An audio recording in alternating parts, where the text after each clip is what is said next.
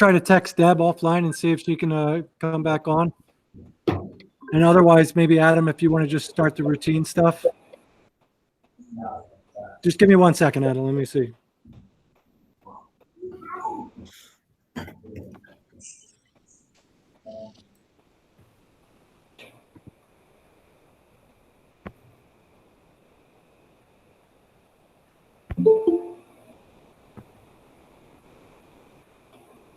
She's trying to get back in.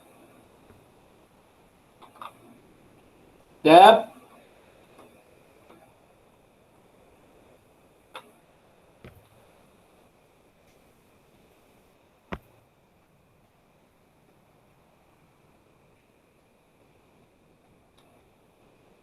Debbie?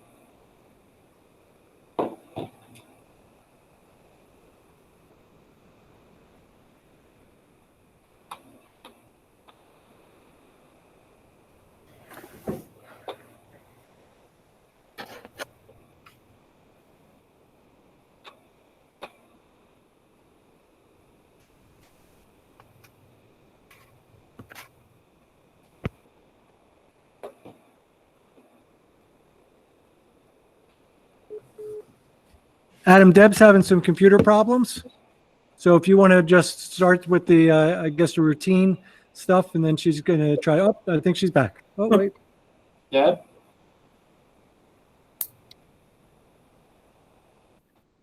Oh, there she is. Yeah, it's not saying it's my connection. It said something with Chrome. I don't know, but hopefully it's over with. Apologize.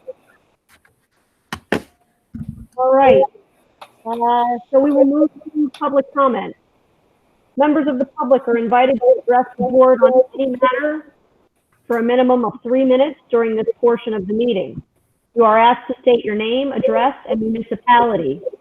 In response to your comments, the Board of Education may respond. Could we ask that everyone go on mute, please? We're getting a lot of feedback. Thank you. The Board of Education may respond or direct the superintendent to do so. The board may also opt to take the matter up at a future meeting so that the matter is researched by the district administration.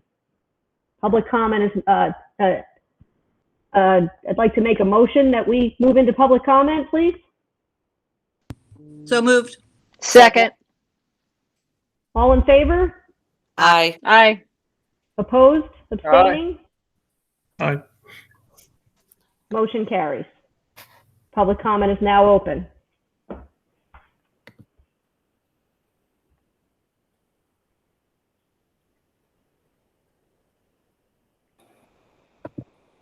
Do we have anybody who would like to make public comment? You may also do so in the chat, if that's better for you.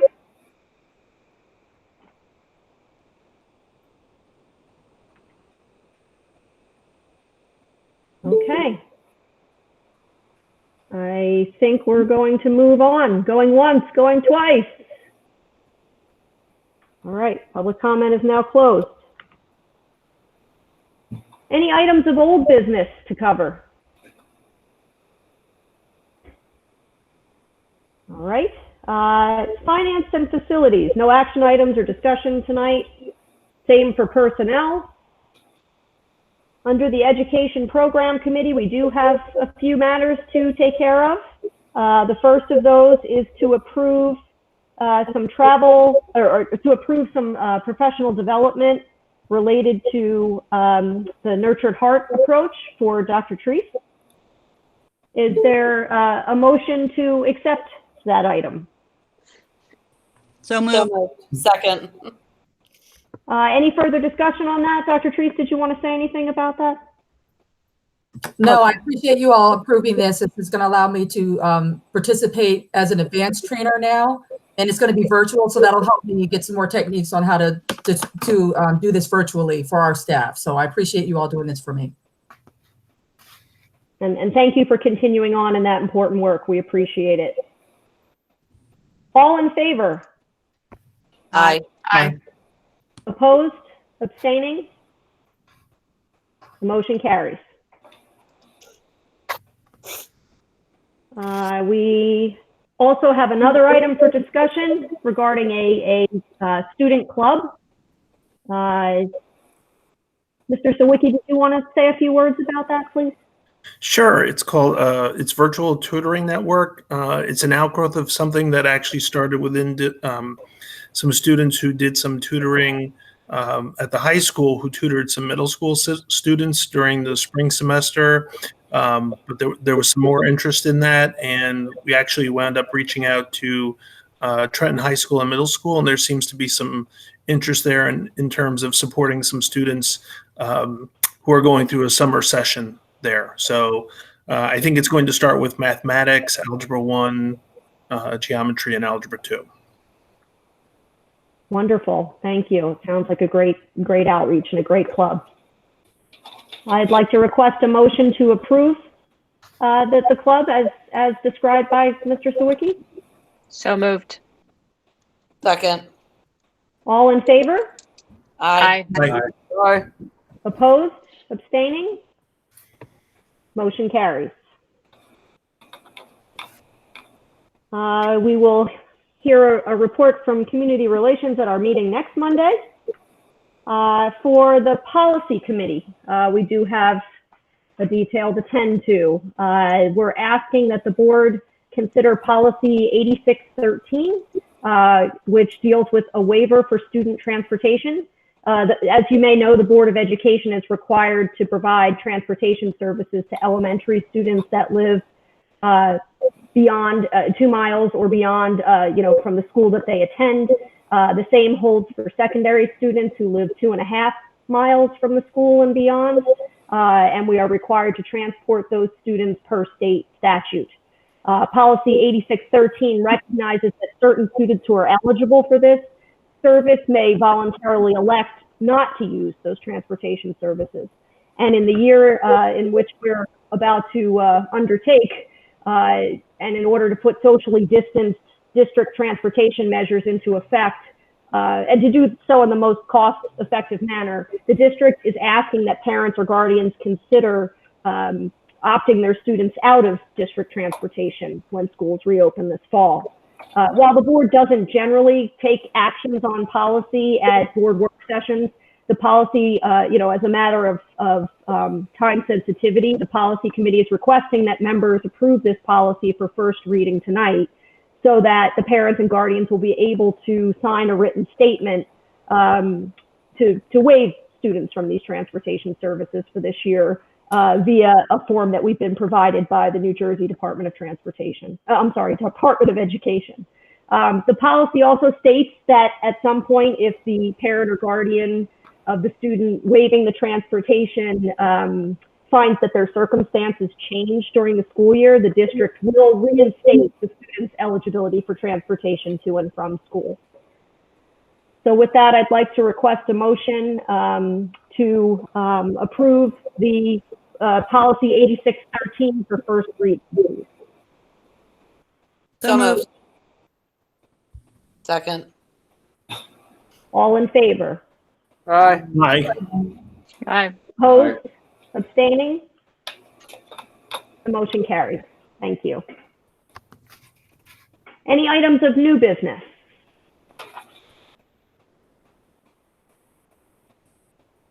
Okay, seeing none, we will move into our work session and our discussion of board goals. And Dr. Smith, I ask you to take it away.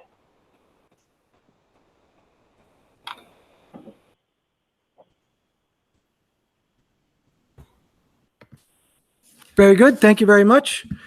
So what I'd like to do is just kind of give a update to the board of where we are with our planning for September, and then roll into our goals. It's important to recognize that our goals, regardless of where we land in September, our goals must continue. Our commitment to equity, our commitment to improving instruction, teaching and learning for our students, our commitment to reducing our carbon footprint must continue regardless of where we are. And so we'll be talking about that in a little bit, but I know what's on everybody's mind, and I'd like to give everybody an opportunity to go over our initial plans of where we are and move forward from here. The plan and the timeline, which I'll speak to a little bit more in a bit, is this will be a several step process. You know, we're well in advance of, I would argue, most districts, and well in advance of what the state requirement is. We must present a plan to our community by August 1st, really 1 month before school starts. Our school is slated to start on September 3rd. What we chose to do, and through support of our Board of Education president and kind of I think our general board is trying to get information out to our community early, and sharing that information and allowing people to reflect on where we are, and also answer a lot of questions. So, you know, our survey went out. We had well over 4,000 responses to our survey. I'm going to ask Jess Grillo to jump in a little bit. She really did some digging and came up with some great slides of distilling down the information. And our plan really reflects a lot of the feedback that we've gotten from students, staff, and parents. One thing, you know, my disclaimer through all this is, you know, there is no perfect plan. You know, we're doing our very best of where we are, and planning for a return to school in September. That will be the best possible scenario for the 3,500 students that we serve and the additional 700 staff who serve them, as well as the parents. With that, you know, I've spoken to hundreds of students, parents, staff members over the last 2 months. And I recognize that everybody has their own unique or individual scenarios. We will do our best to support folks. You have our commitment that we will do that, but knowing that we will move forward. We will get there. We will get to September. September will come, and we will be prepared as much as we possibly can. We will provide supports to our staff. We will provide supports to our students. We will provide supports to our parents and families as much as we possibly can. You know, I know some districts started working on their plan 2 weeks ago. We have been meeting for well over 2 months, with having discussions about cleaning, and we are fortunate that we placed orders for some of our cleaning materials months ago and things like that. So I know a lot of districts are waiting for orders to come in, but we'll get through that. But this whole presentation and discussion kind of has an asterisk. There's a number of variables that'll take place over the next couple of weeks. One is the results, the final results of our survey of staff members coming back who are unable to come back to school. That will close this Thursday. The waiver that the board just approved, we will reach out to parents and get a firm understanding of parents transporting their students. And as we move forward through this and we finalize our plans and roll those out to the community, providing our community with a virtual option that they will decide on whether they want to take advantage of as we go through this. So that is, you know, they're all pretty big variables through this, but I'm going to give you the most up-to-date information that we have, and move forward with from there. All right, so I'm going to present. And then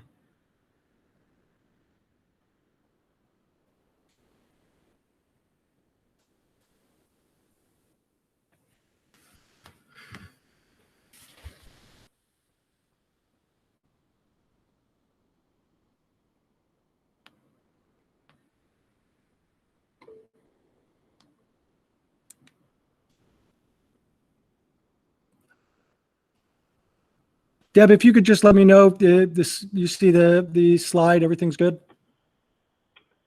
It's not up yet. Now Okay. it's up. Now it's Okay, there. good. I had a blank one first. Yeah. Okay, so just so everyone is aware, and I've had conversations with folks about this, that it clearly states in the Restart and Recovery Plan for Education is that the district's reopening plans must account for resuming in-person instruction in some capacity. And we'll talk a little bit about that, but that's really been the driving factor behind our plan, and the instructions from the Department of Education is that we must have an in-person plan first and provide additional supports to our community. Obviously, plans will look different in each district, and our plan, I feel, reflects the needs of our district as we stand today. So here's our pledge to you as we go down this road together. We will do our very best to ensure that our schools and classrooms are safe and our programs are productive by using established cleaning protocols in all of our facilities. I know that was one of the major concerns, not only in our survey, but in my conversations with staff and parents. Following all social distancing and PPE guidelines in our facilities and our buses. We want to support our staff and students, their mental and physical health, ensuring that meaningful instruction is taking place in person and remotely for maximum academic progress, and ensuring that all students have a working device and internet connectivity. We are very fortunate in Hopewell Valley, and I want to underscore that you'll see in our survey data that we are at, the reported is 98%, but we've reached out to families and we've provided a number of internet hotspots. So unless they have not contacted me, as far as I know, we have connectivity throughout our district. And if anybody does not have that, we will continue to reach out and support them. So our work to reopen schools, we've been working for many weeks to do this, and we've split up our committees into areas including governance, technology, facilities, operations, which includes transportation and actually food service, instruction, and wellness. And virtually every administrator on this call heads up one of the subcommittees. And Deb Linthorst, our Board of Education president, has been sitting on many of these committees. So facilities, I've asked Mr. Quinn to be here this evening, just if he wants to chime in regarding this. But again, I know that this has been a big question and concern for a number of folks for this. We are proud to say that our cleaning protocols exceed the CDC and Department of Health guidelines. Our classrooms, restrooms, locker rooms will be cleaned thoroughly throughout the day. We have purchased electrostatic cleaners and UV wands, which we'll talk about. And another thing that our cleaning is eco-friendly. And we are important. It's important to note that we're using eco-friendly cleaners to do the job, but also protect the environment or don't hurt the environment. Schools and offices, we have purchased hand sanitizer for every classroom and office in the district. Disinfecting wipes are available. Gloves are available for staff. Plexiglass panels in high traffic areas. If you've come to any of the offices in the district, those people who have requested them, we have been provided them. We have sheets and sheets of plexiglass that our facilities department is cutting down to make sure that we have anyone who wants it in any high traffic area, whether they want it or not, quite frankly, will have plexiglass enclosures to limit exposure. Our HVAC systems will run at maximum fresh air capacity. And something else I think is important to know, that our outside spaces, we're very fortunate to have a number of outside classroom spaces in our schools, but we will turn that up in something as simple as purchasing additional folding chairs for all of our schools so that teachers can go outside and hold classrooms outside, to coverings, whether they are tents or just general coverings from the sun, to make sure that students are protected when they're outside from particularly the sun, but possibly if it's inclement weather with that. But that has been a large topic of conversation with our principals, of making sure that students are outside as much as possible. And today is really just an overview.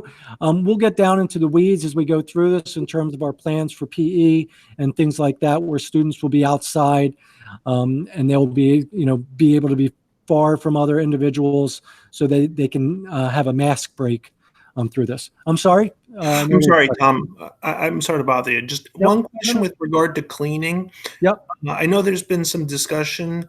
To what degree are we relying on our custodians to do cleaning versus to what degree are we expecting like staff to do some wipe down, students do wipe downs? Like, is it a mix, or is what's proposed primarily custodians, or what's the mix there? It's primarily custodians. However, the classrooms will have all the cleaning supplies that they need for them to feel comfortable and to do any intermittent cleaning.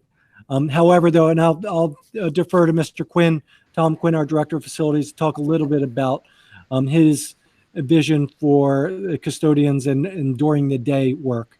Mr. Quinn? Sure. Not everything is eco-friendly, of course, as much as we try to be. Sometimes our disinfectants are just not an eco-friendly thing, but we're trying to use them in a way that is more eco-friendly. We will not be atomizing anything into the air. We're going to use pre-soaked disinfectant rags. If you see the custodian with the yellow rag, that indicates he's using a disinfectant. And what our plan is that the day and mid-shift custodians will walk around the buildings, disinfecting the frequently touched surfaces like doorknobs, push bars, anything like that, restroom areas that are frequently touched. And this will be a continuing basis. They'll never stop doing this. Basically, it's like painting the Golden Gate Bridge. As soon as you're done, you start all over again. We will have disinfecting or sanitizing wipes in every classroom for those who choose to use them in methods to clean off desks or anything like that, but no one's being asked to. We actually are very fortunate. We have a lot of this stuff in stock. The disinfecting wipes could be in tomorrow, as early as tomorrow, if I could get the truck in the back of the building. So I asked them to hold off for another week or so until I have a stone base put down back there because of the work that we're doing. We have 10,000 masks in stock. We have face shields in stock. We have plexiglass in stock. And we are very fortunate in that over the last 5 years, we have installed 60 bottle fill stations for our water fountains. So we do not have to close water fountains. The only thing we are doing an adjustment on those is removing the bubblers so that the kids can't try to use that. But every water fountain in our district has a hands-free bottle fill function to it, and that's what we'll be using. So, we're very fortunate that we were able to do that and proceed ahead with that. Tom? Yeah. Do you think it will take longer or the same amount of time to clean school after everybody leaves for the day? Pretty much the same amount of time. Our system is a very fluent system that will allow us to adapt to just about anything. During the day, we're going to bring a mid-shift custodian in a little bit earlier to assist the day custodians with that disinfecting that they're doing. But our night staff will continue on their normal schedule. They'll clean the rooms using eco-friendly cleaners, and then at the end, when they're done in each room, they will use the electrostatic sprayers to spray the disinfectant as they walk out of the room. It only adds about 30 seconds to their time in each room. Thank you. And we were actually doing that at the end, right before we closed anyway. Any questions about facilities before we move on? All right.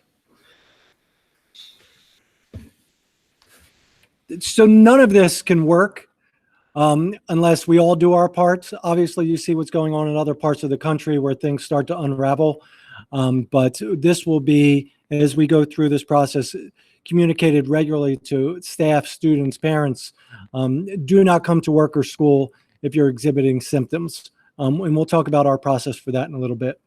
Maintaining personal hygiene and providing opportunities for folks to wash hands frequently, and the daily self-health check, which I'll talk to a little bit.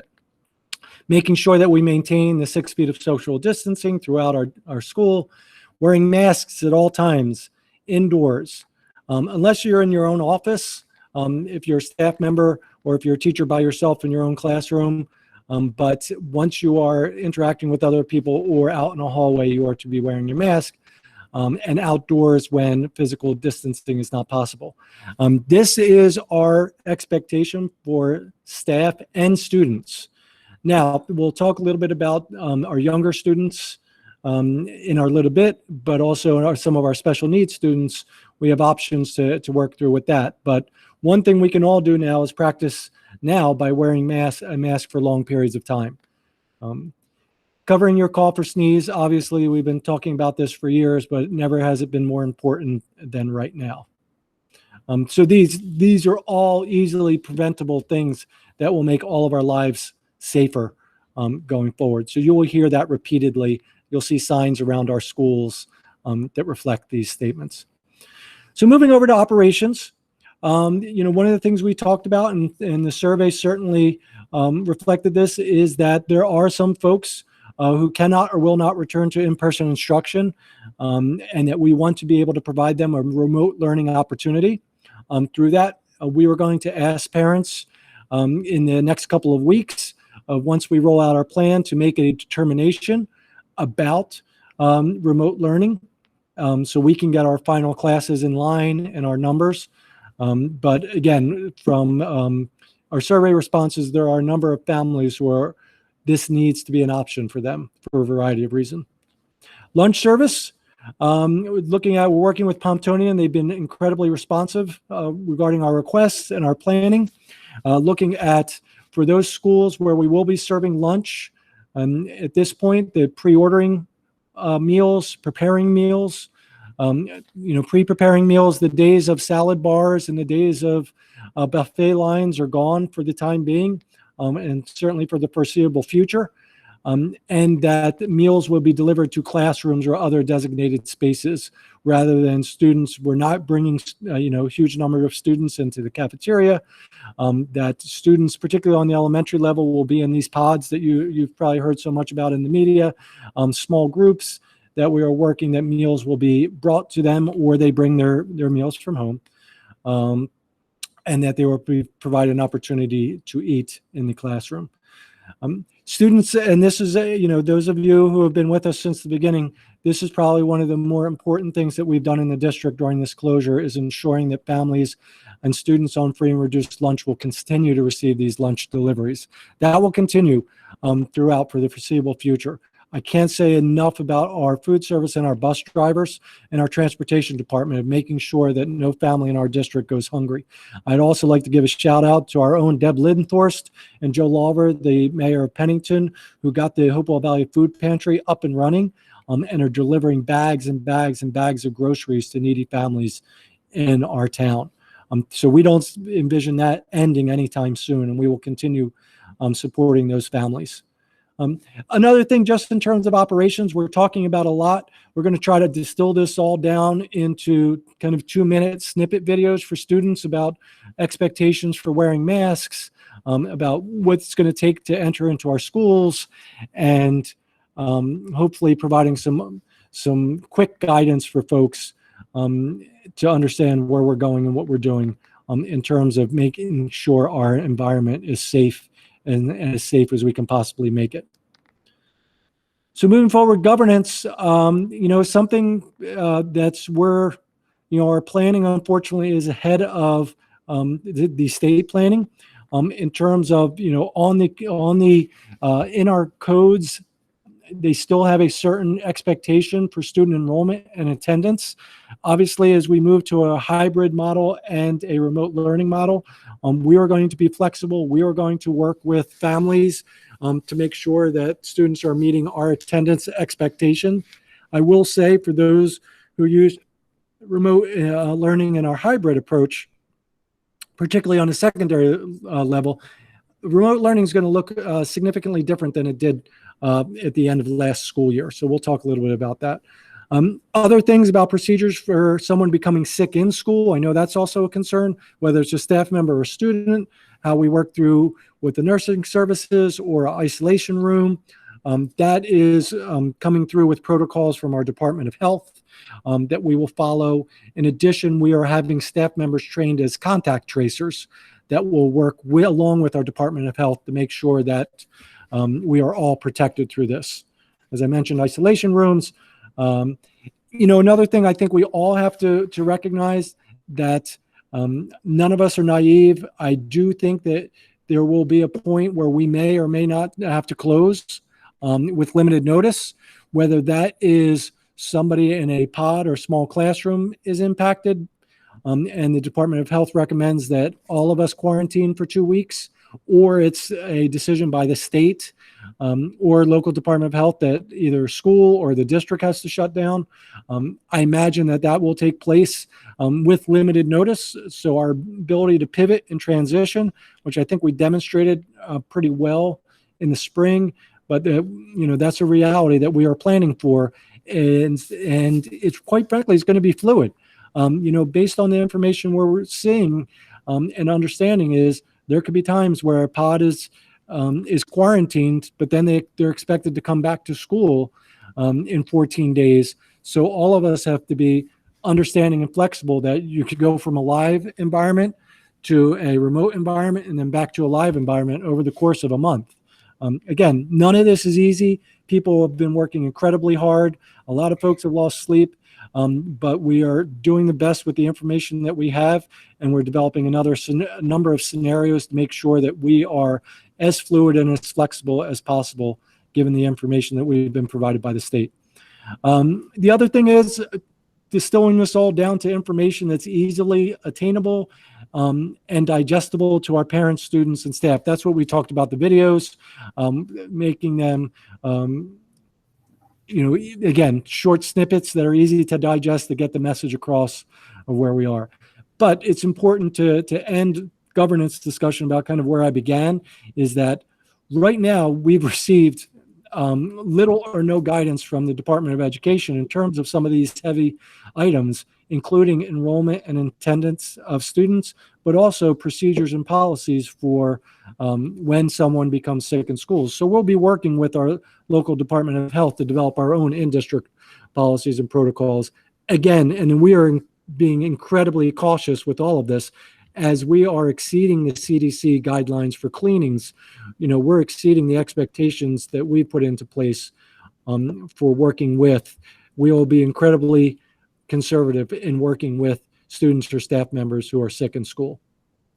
Tom, if I could ask one question, from the standpoint of suspected contagion, isolation rooms and such, do you envision schools having the ability to do some sort of testing if somebody is, suspected of having COVID, or have we made arrangements with Capitol Health, Princeton Hospital, such in terms of having people tested? Is that something that our staff would do, or have we made arrangements with local health organizations? So we have had this conversation with our school physician as well as the Department of Health. At this point, they are not recommending that schools take on testing, that we would work through the Department of Health in terms of those next steps. And that involves obviously contact tracing too. Okay, thank you. Tom? Yep. At some point, will the school physician do a presentation regarding safety measures and different aspects? Are we hiring more nurses? All those concerns? We weren't planning on having him do a public presentation. We're meeting with him regularly, and this plan reflects his guidance, but we certainly could have that if anyone's interested in it, if the board so requests. Thank you. Yep. All right, so let me head back.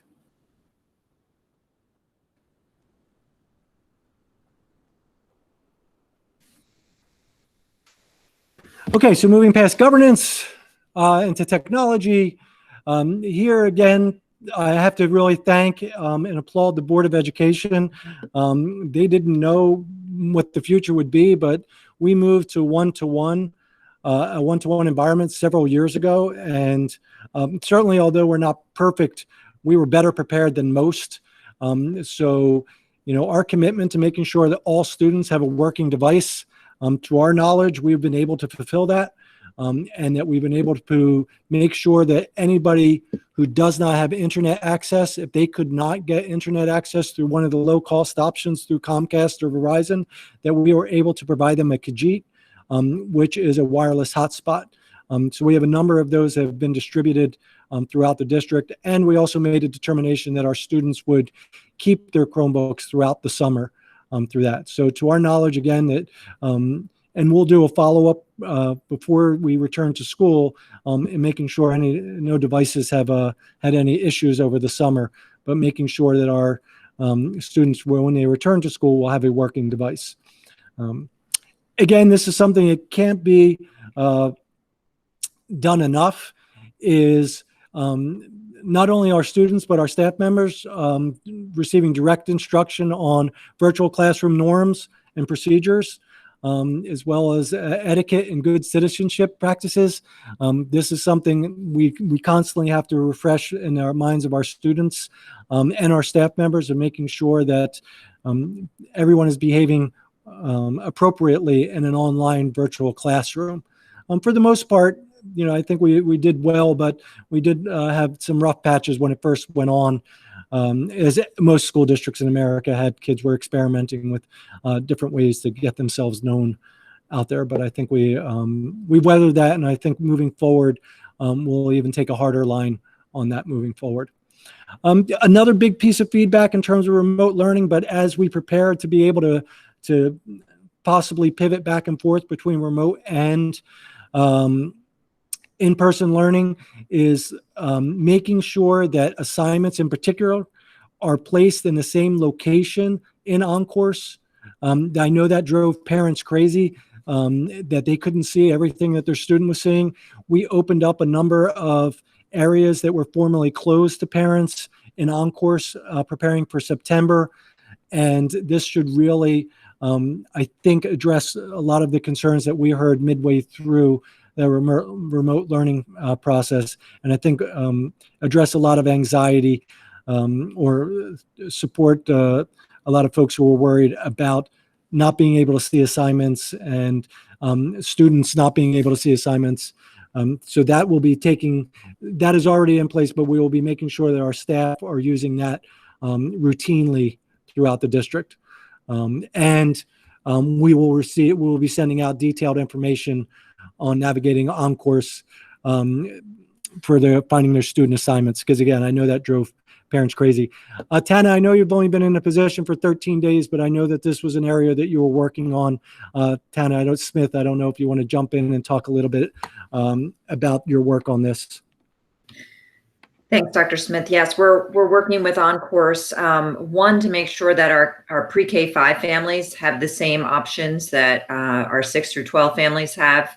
That hasn't been in place before. We're also working with our staff to make sure that the common protocols are in place, so everyone is posting and messaging in the same way. The formatting might have been different, depending on department, depending on teacher. So we're going to make sure that that's a very centralized thing. And then we're also going to be sharing with families and students and making sure that teachers have it as well, just as a reinforcement of here's where you go, here's where you find things, here's where everything is. So that's something that parents can always reference. We want to keep that on the website too, after it's sent out, so parents can reference that and students can reference that. But those are things that we'll be sending out prior to the beginning of the school year. Any questions about technology before we head on to wellness? All right, wellness. So this is, again, one of the steps that we put into place as a district, that prior to coming to school, we will ask all parents, students, and staff members to complete a daily exposure symptom survey prior to either coming in the building or boarding the bus. We are going to have our app it's literally a 3-question survey that will take probably less than about 10 seconds to fill out, but it will make sure that we know that parents are attesting to and staff members are attesting to that they have no symptoms and there's been no exposure prior to them either entering the building or boarding the bus. Then when they get, yes. I just have a quick question. I think that's a great idea. How do you enforce that? Like, who's going to know who didn't do it, and how are they going to stop? When are they going to get stopped and all that? Great. So our app as it is now, and it's being finalized in development, we are the first ones who are requested this and are doing this, but this 3-question survey will turn the screen of your phone. Don't quote me on this because it might not turn the whole thing back, but this is what we envisioned in the development. It will turn it red or green. Right. So when in a perfect world on the secondary level, students will show a bus driver a phone that is either red or green. Obviously, if they were red, they wouldn't be coming on the bus. Okay. Now that sets into a whole lot of dominoes of what do you do with the student who's trying to come on the bus and has not passed the screening. We do have secondary things in process, including screenings that'll take place on the bus. Temperature screenings, but that's something where we really have to work with parents and they have to make sure that they're being open and receptive to filling these out, and they're not sending a student to the bus stop who has not passed the 3-question survey. Now, what do you do on the elementary level, or those students who don't have phones? We'll provide kind of short cards that people will be asked to fill out. They fill these out, they show them to the bus driver, or they show them to the staff member when they come on the building, or when they come into the building. So we've tried to make that into a case. And then they come into the building. What happens again if they have not passed that test? They just get dropped off by their parent. The parent said, we're going to roll the dice. Nobody's going to check. Not that that would happen here. But they drop them off at the front of the school. There we have a second step of screening. They will be screened as they enter the building using a temperature kiosk. And then they will be determined if they do not pass that, they will be placed in a isolation room and then screened again by one of our health professionals. And then they will make a determination of next steps of what it is. We're going to get into a point where there's some kids who just have a stomach ache and they don't have COVID, but somebody might have dropped them off not feeling well. Not that our parents would ever do that, but. So they'll have to show the green screen or whatever it turns out to be at the bus and then again at the school. That's the plan. And then what happens if, for whatever reason, one of the 3 questions, they have the red screen, they don't go to school that day? Do they have to get cleared by a doctor before they can come back to school? It depends on what we have to do a follow-up. What that survey will do is kind of populate a spreadsheet for us. And then that's a follow-up. So that's a follow-up phone call by us figuring out what the deal is, whether it is exposure or something like that, because that'll set into another chain of events. If they have said that they have been exposed, well, then it enters into contact tracing and things like that. So we're trying to take this as seriously as possible. I know that some districts are choosing not to screen or not to do temperature screenings. Here, I think we really need to send a message to our community and to our staff and to our students that we care about them. We're going to do everything we can to protect them. Any other questions about that part? Mental health training is a big part of this. I know we are all feeling a general sense of anxiety about what September will look like. I know our staff are, and I know our students are, but we're going to do everything we can to provide support for our students. We have a number of staff members who are taking online mental health training to make sure that we are providing our students.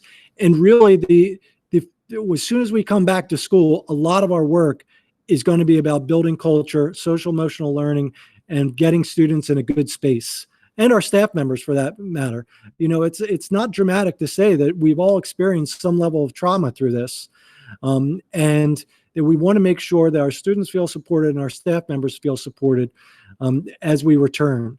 So I'm telling you now that our first couple of days, we're not going to be giving kids math tests. We're going to be doing a lot of work and making sure that, again, our students or staff are in a good place as they return, building classroom environment, building classroom culture, and making sure folks who might need support getting through those front doors or getting the support they need.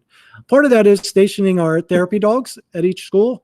We have 6 newly graduated therapy dogs, and people kind of smile when they see that, but really, if you ever saw the impact that these dogs have on our students and staff, it really makes a difference. And not that dogs aren't for everybody, and I understand that, but for those who could use a little helping hand, they will be there for them. And we have another 6 that are in the pipeline to get trained throughout this next school year.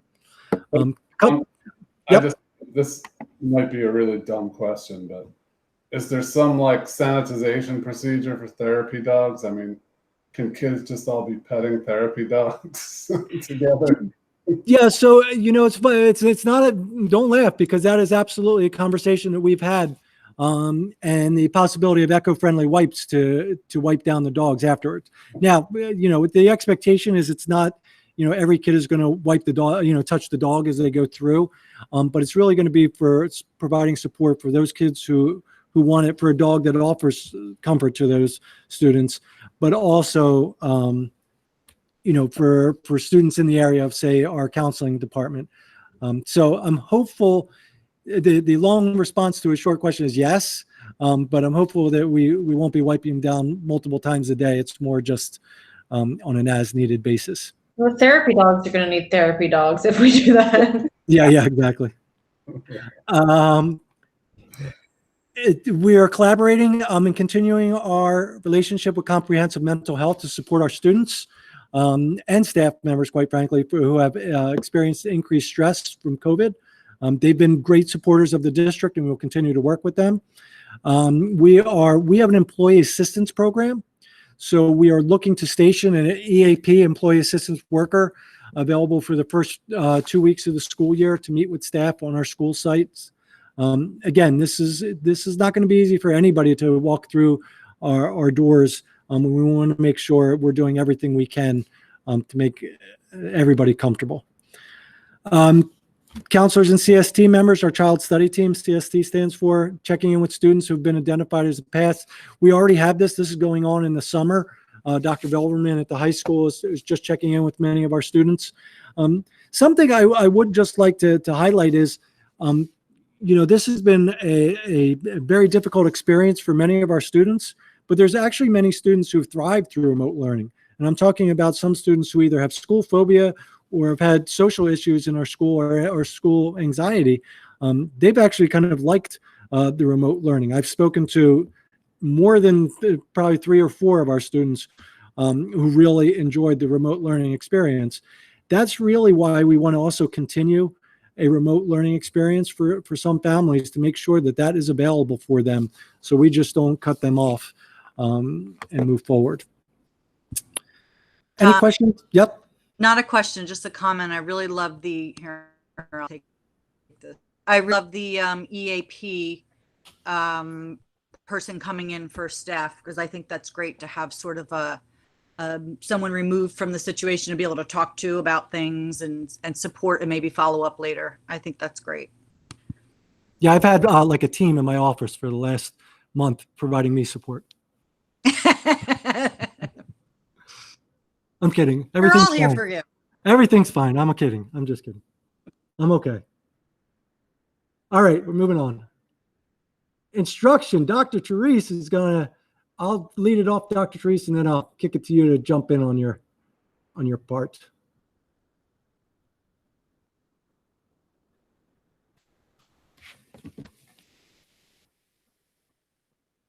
All right, instruction. So, I mentioned that students, we're not going to spend the first couple of days assessing students, but students will be assessed, and we do need to provide additional supports as needed for those.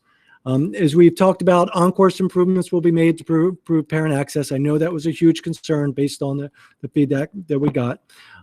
Staff, I think our staff did a great job with remote learning, but we're also making sure that we're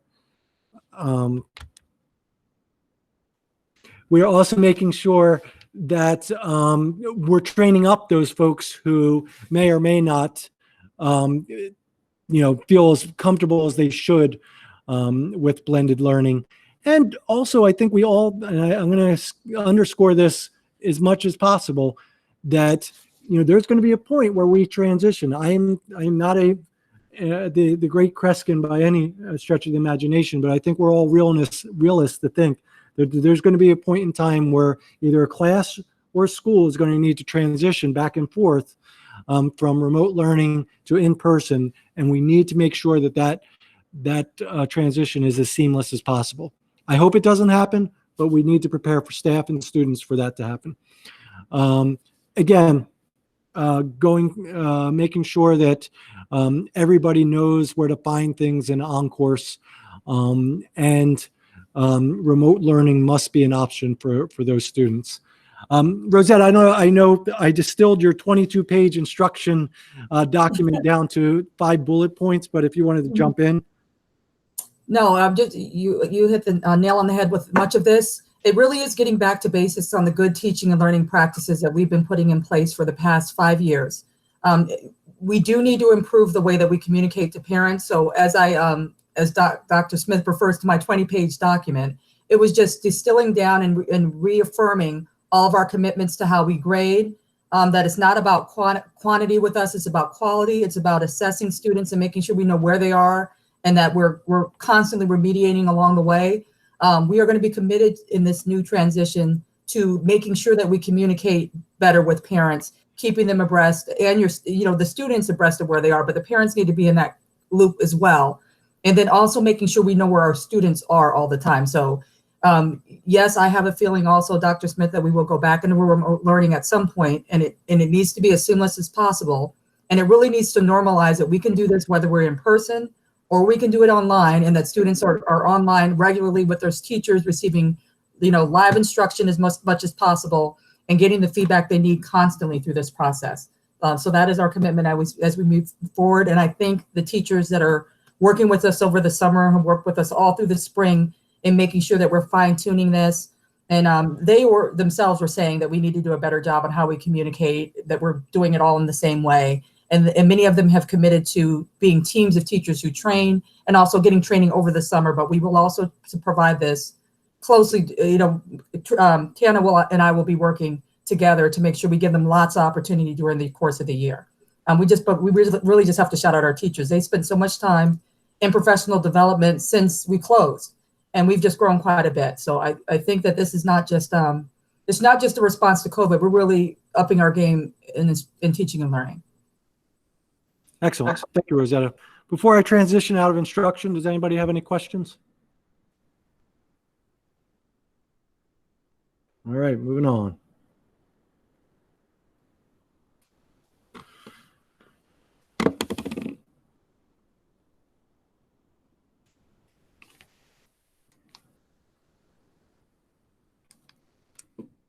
For transportation, we will be running our buses at reduced capacity to ensure social distancing. Students may be screened prior to entering the bus, as I mentioned. Students will be required to wear masks on the bus. Drivers will be wearing masks. Buses will be disinfected between runs. Parents are asked to transport their child to reduce the bus capacity. We talked about that. The transportation waivers, we expect to distribute those the week of July 20th. Parents will be asked to commit for the entire school year for this, so we can get a good handle on what will happen. Is we're going to set our bus runs based on the parent feedback. So to shift that midway through the year, or September 12th, somebody says, well, I want them to take a bus. That's really going to, we have this, we're planning this so I guess perfectly, that we have an X number of students on the bus, and literally 1 or 2 kids additional will impact our social distancing on the bus. So that's why we're really asking for a hard line commitment to move forward, so we can really develop our bus routes as we go forward. Now, I've gotten some feedback about bus drivers wearing masks. We've also discussed putting in plexiglass shields around them to ensure that they are comfortable and that kids are comfortable, because I think we've all read some of the articles about heat and wearing masks as you're driving and things like that. So that is an area that we are having discussions, and the possibility of specialized masks for driving, which I've received an email about possibly providing those. Mr. Calavita, I know this is an area that you oversee. I don't know if you wanted to jump in and share anything about transportation.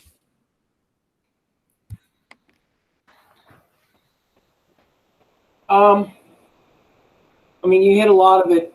This is one of those areas where even if we had the money to throw at additional buses, there's an extreme shortage of drivers in the nation at this point.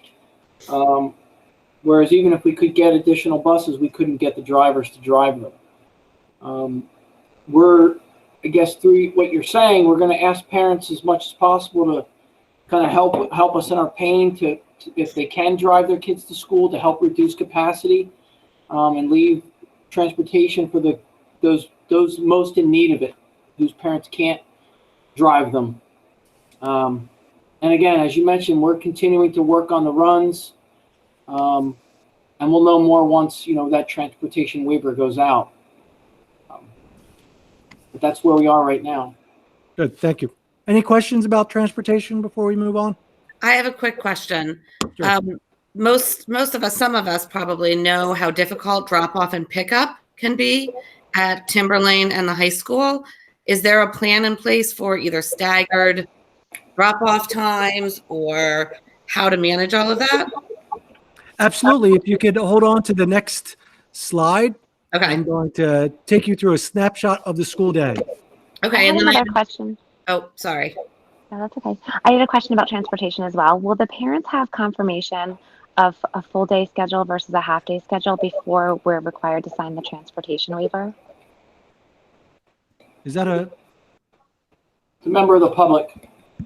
Oh, sorry. So Hi, Jill I'll Young. I have children at Timberlane and Tollgate. Thank you. Yep. So just to keep the meeting, I guess, functioning properly. So that's this is really presentation to the board. We'll have an opportunity for public comment after the presentation. Okay. Sorry about that. But no, I can answer that. So yes, yeah, you're not going to be asked to sign off on anything blindly. So once we get through the presentation, I'll talk about timelines and things like that. Thank you. Yep. There are some other questions in the chat that I'll keep track of, and we'll bring them back up during public comment. Okay. Tom, I have a actually, question. before Deb goes, Tom, there is a comment on there about hazardous busing since we're on transportation being still available. We're hashing that out right now, whether we will be able to provide that. So that's a recommendation in the return to school, is that districts should evaluate whether they continue to provide courtesy busing. That is a conversation that we need to have. And I know the finance and facilities, Bob, I believe that's on your agenda for the next meeting, correct? Yep, it is.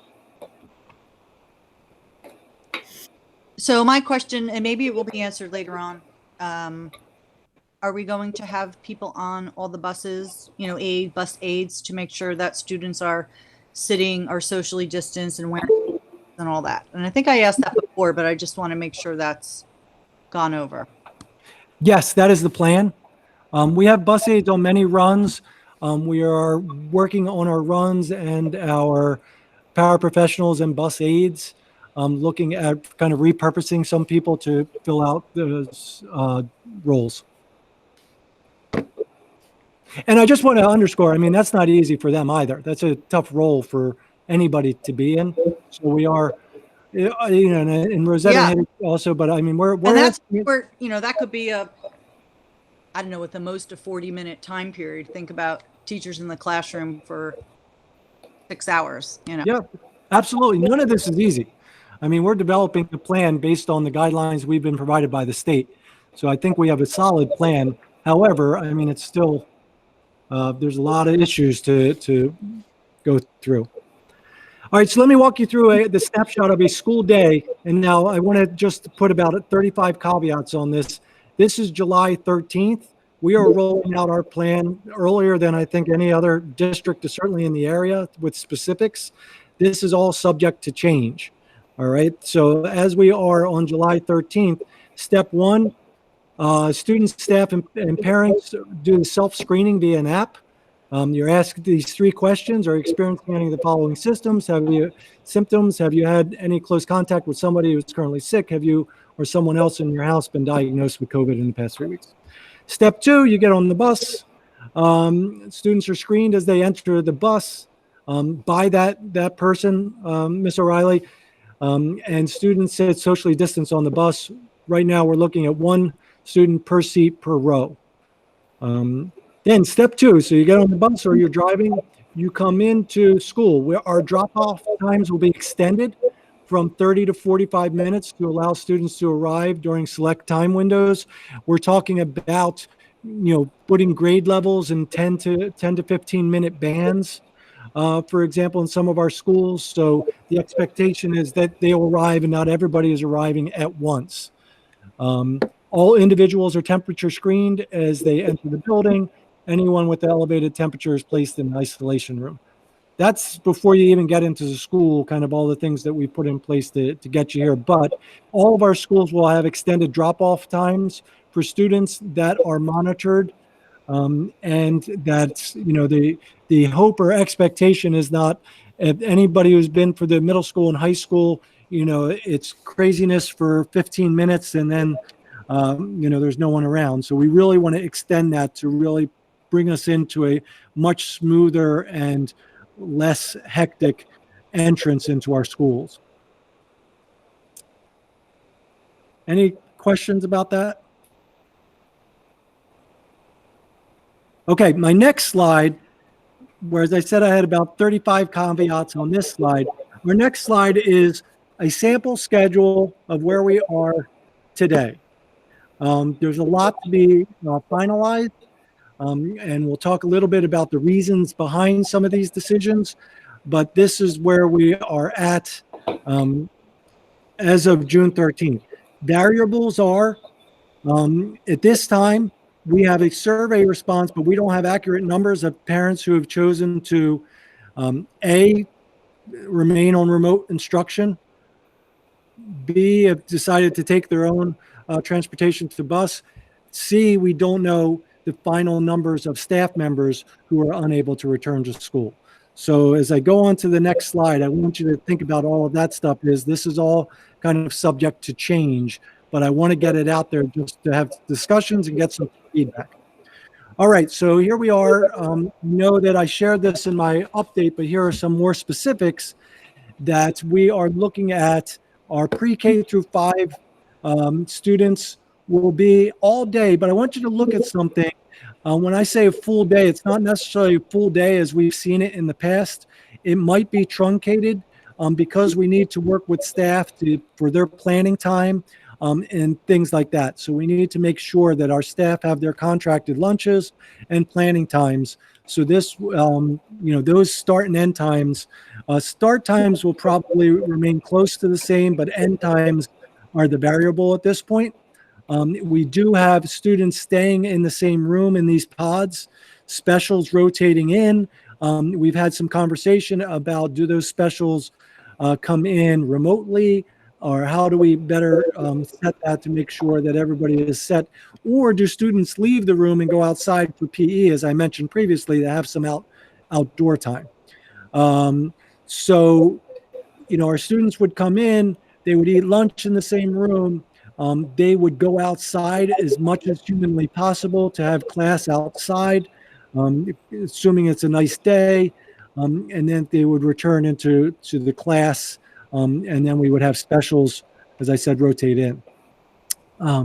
Grades 6 through 12, we're looking at, for just sheer logistics of the number of students that we have, looking at a split schedule with an A day B schedule, a B day schedule. So the students, and we're looking at splitting this, and this is, don't go with A through L. There's a lot of variables in this, but our students, half of our students will be arriving.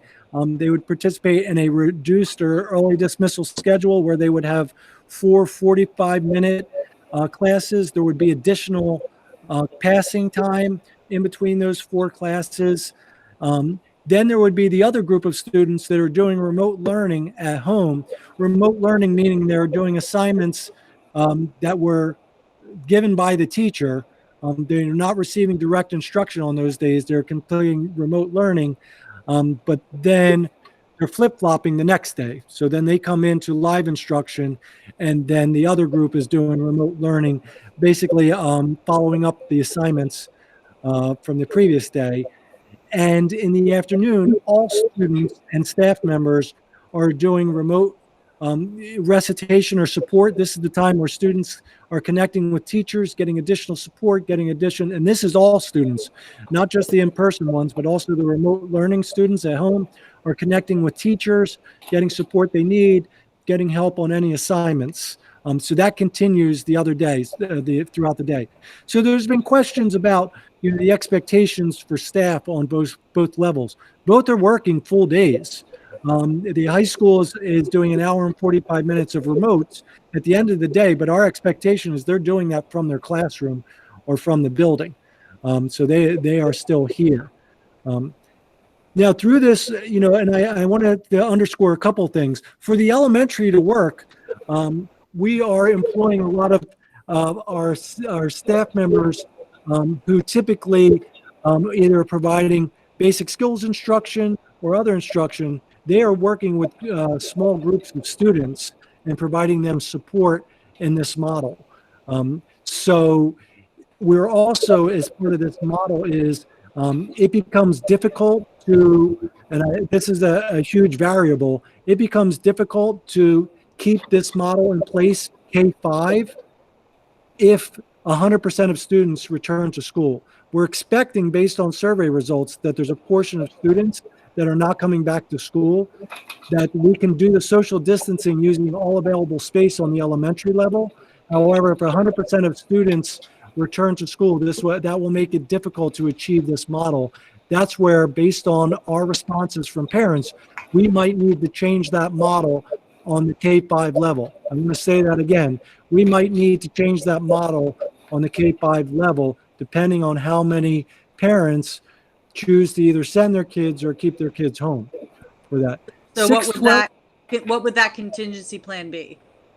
The contingency plan would be potentially an A-day, B-day schedule for elementary also. Or looking at additional space. However, we run into staffing. We run it might not, people make fun of us, but we do run a pretty bare bones operation.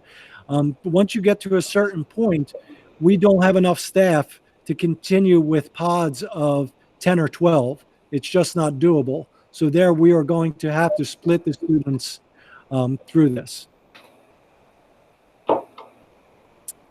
And then kind of the remote only option. I know, I guess I got some questions through board members of, is remote only option, is that available for everybody? At this point, yes, as long as until the state tells us that we cannot provide remote only options to our families, we're doing it.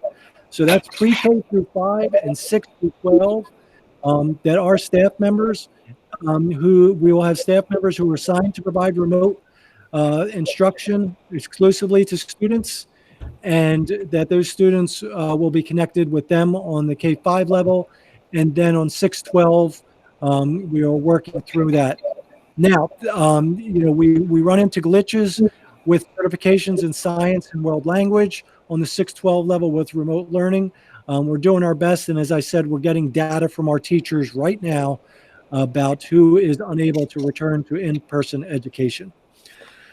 All right, so I threw a lot at you. I've stated, and I will state 3 more times, that there is a lot of variables to these that are dependent upon information that we need back from our community, not only our parents, but also our staff members, which we will get in the next 2 weeks, and that will enable us to finalize these schedules. I don't know if any other areas that have gotten to this level of detail, but I want folks to just kind of see where our thinking is at this point so we can have an open discussion of where we are. And I am happy to answer any questions from board members. Shoot. Okay, Tom, I can ask a question. I assume this A-day, B-day schedule would wind up working differently than the one in the spring, right? Because is it an A-day, B-day where like A-day is the morning 4 classes, B-day is morning 4 classes for the second cohort of students, and then Wednesday, Thursday, you switch to the afternoon classes. Is that the idea? So correct. That's the thinking today. But it's just as a quick aside. I know in having conversations with many districts, everybody's using a different model. Some are using AABB. Some are so right now in conversations with the right now with those who are looking at the secondary level, we're looking at the blocks. So they would continue with those 4 morning blocks and 4 afternoon blocks. I know, Tana, it's no longer your domain, but I don't know if you want to jump in and talk about a little bit of the planning before you left. So I think one of the big things was making sure that there was a need for attendance. That was something that was a little shaky in the spring. So I know that that was definitely going to go part of the planning. But I believe as part of what they're thinking of for the fall, it would be similar to that. So they would have the 4 classes in the morning for like A day, and then the B day would be the afternoon, and then that recitation would be in the afternoon, where students would be meeting with their teachers to make sure that they were not losing any instruction from the time that they missed in person.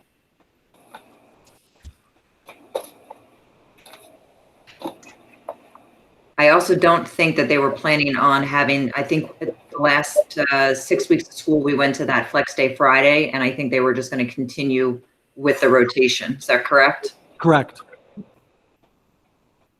Yeah, our goal is, and I know that there was a question about what remote learning would look like. As I mentioned also in my communication on Friday, our expectation is remote learning is different than it was in the past. That it is, it is following a daily schedule. Teachers are live throughout that, and students are expected to be live and attending, and attendance will be taken every day, with the expectation or understanding that there could potentially be a transition at some point. That's why we really want to try to keep this as tight as possible. Yeah, and the survey seemed very clear that parents wanted more live instruction for the students. And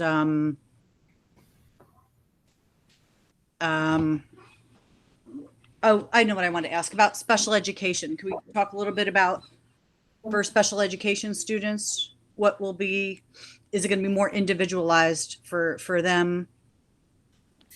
And then Sure. plan like A day, B day? Yep. So we have a whole slide. If you could just hold on for. Oh, I thought we were done. Okay. I have a whole slide dedicated to special students with special needs. If we can. Yeah. If I could just follow up with one question, Tom, and I think this might be a difficult one to answer at this point, but and forgive me for using a CHS example, but that's what I'm most familiar with at this point, my kids. Ultimately in the past, we were always having, something on the order of 3 to 4 50-minute periods per week of instruction. And now, if you go A day, B day, it looks like you have, two 45-minute periods per class, right? You would have, if you do an A day, B day type format, and you do the mornings on Monday, Tuesday, the afternoons on Wednesday, Thursday, it just doesn't seem like the overall instruction time matches up to what we had before. So like, how do we wind up delivering the same amount of content that we would have done in a prior year in that time period? I know it's difficult to answer. But also don't get hung up on the minutes at this point, because Okay. I'm trying to give maximum passing time and things like that. We're still working out the entrance time. So the goal is to have 4 periods. And I also want to caution that, the 12 o'clock end time, that's our traditional early dismissal time. It might not be that. It might be 12:15, 12:20, something like that. So that's where we're going to get into the finalization of that as we go forward, because our goal is, Adam, to your point, of making sure that we're moving forward with education as much as possible and making sure it's meaningful and kids aren't losing anything. And if I can answer also, Adam, that's why it's so important that, we're having vertical articulation meetings. We had them in the spring with the teachers saying, what are the nice to haves and what are the absolutely students need? We're stripping it down to what students really need to move forward, and then making sure we're monitoring that along the way. So we just really have to be more careful about what we're assigning, that what we're doing is meaningful at all times. That's why it's important that if you're remote, the kids are logging in, they're live with the teacher, and that, it's a regular class day, just like it is if you come in person. We have to really tighten that up. We don't have time to waste if we're doing this remotely at all, or on an AB.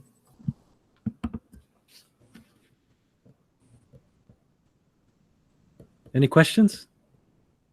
I know there's lots of questions, so I'll just. Well, I have a ton of questions, but I think, I kind of want to see what's coming up next and the other things, and if it will answer some of the things that pop up. But I do want to say, that I am concerned about a full day and not an early dismissal for elementary, and the safety of the students and the staff with being inside for most of the day. I know we're going to try as much as possible. With serving lunch, they have to take off their masks to eat lunch. That's a big concern. And that is a big concern that I don't understand really why we couldn't do an early dismissal for the K-5 as well and have that one-on-one time in the afternoon where it's more independent work and independent meets with some of the students. And I know some of these questions may be answered later on and when we get to the survey, but I think it is a big concern. For me, it is. Understood. And part of that is based on some of the feedback that we received, particularly on the elementary level, the need to have students connected. Also the childcare issue that even if students aren't in school, they're going to be here. So whether the Y is providing the services, that most likely the students wouldn't necessarily be going home at that time. So they'll still be in our buildings in some capacity at this point. But we'll talk more about that as we go forward.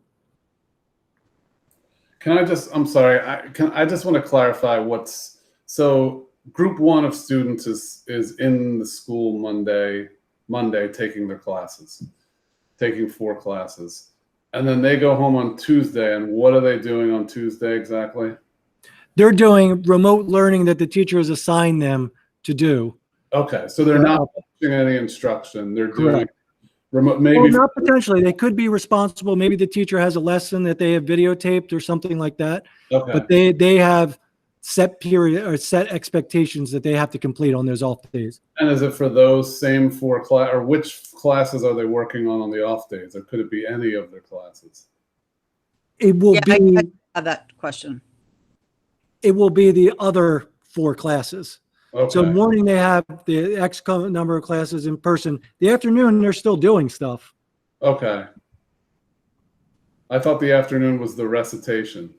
The afternoon's recitation, but they're still doing stuff from previous kind of classes. But then the next day when they're also home, then they're also doing more assignments for whatever classes. Correct. Assignments for. Correct. And then when they come back for the B day, it's 4 different classes. Correct. Okay, got it. Yeah, from that standpoint, Tom, maybe what might be helpful to the district parents would be if you illustrated what a schedule might look like at the elementary, middle school, and high school levels. Absolutely. Yeah, I think that would help. Yeah. All right. So variables, as I said before, just, the number of families who select remote learning may change the model, as I noted. Number of families who waive transportation might impact our busing. Number of staff who are unable to return to school might impact the model. Decisions on the state level to return to remote learning might throw all of this away. So, we're working through all of these variables and have a number of different plans to move forward with. Students with special needs, they may follow specialized schedules. So for example, some of our more impaired students, say on the secondary level, would not be using the A-day, B-day schedule. They would be doing, and this is a conversation with the teachers, would be doing coming to school every day, depending on their needs of support and their ability to do remote instruction. Something we also heard is providing online support program for parents. Giving them the tools to support their students, having a go-to person, a special education teacher, for example, who could provide parents support for them doing remote learning. That was, we heard a number of, cries for help from parents of just trying to get more information, that we would have dedicated staff providing support to them. Supports for our students with determined to have significant needs, and that is, we have students as young as 3 years old with us, and we have to be cognizant of that. And PPEs and the way that we handle and work with students is going to be a significant challenge in this situation. So we need to provide that specific supports for those staff members, whether it is protection supports or whether it is other supports. We need to make sure that we're doing everything we can to support those staff members. And also students who are unable to wear masks. It's very difficult for a 3-year-old to wear masks. What accommodations are we making for them and for the staff members who are working with them? We've purchased 500 shields. We've purchased masks with clear vinyl inserts. But, if any of you have ever worked with or had a 3-year-old, even if they keep on a shield, for 20 minutes, it's a win. So that's going to be something that's a significant challenge for not just Hopewell, for any school district in America as we go back through this. So we need to then transition to how we are going to better support our staff on making sure that they're comfortable in working with our students. Deb, I was a little vague there, but we really haven't, the determination for special education students and their schedules is going to be on a case-by-case basis. Paulette, I don't know if you want to jump in on this either to help answer Deb's questions. Hi, everyone. Hi, Deb. Yeah, so what we're doing is I'm working closely with Georgine Johnson, our supervisor of special education, and we're meeting with all of the special class teachers. We're meeting with many of the parents, especially our parents who have some students that are medically fragile, some of our students who just are going to have sensory issues with the face masks, as Dr. Smith mentioned earlier. So again, a lot of it's going to be very individualized. We're working with the families. Tomorrow evening, Georgine and I are meeting.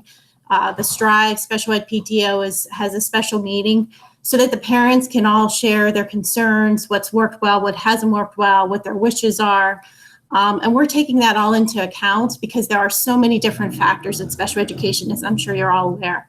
We're going to do our best. Our goal is to have these kids in school. We miss them. We want to see them, but we also are just aware of some of the challenges, as Dr. Smith said earlier, like with preschool classes and some of our other students that are medically fragile. So again, very case by case, special program, resource room, collaborative. It's all going to look a little different.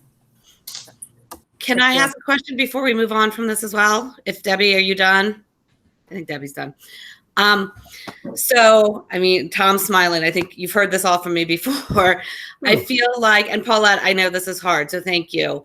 I feel like there's a lot of work being done towards the kids with large impairments, special needs. Those kids who have IEPs, who are in-class support kids, I feel got very lost in the spring. And I've heard it from elementary, middle, and high school parents that, teachers were scrambling. They didn't know. It's all understandable, but something needs to be done for these kids in the fall, and it has to be set up from the get-go because they're not going to seek it out. And I think that was at least at the high school, my experience was, the kids are in class support. There's a second teacher in that room, and they made themselves available to the students and said, you can reach out at this time. I have office hour.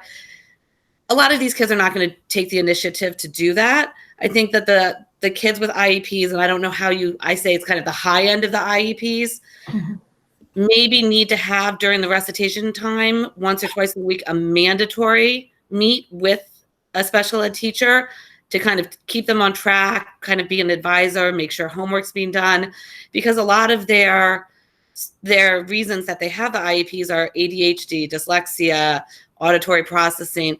So they don't have those executive functioning skills. They're not doing it on their own.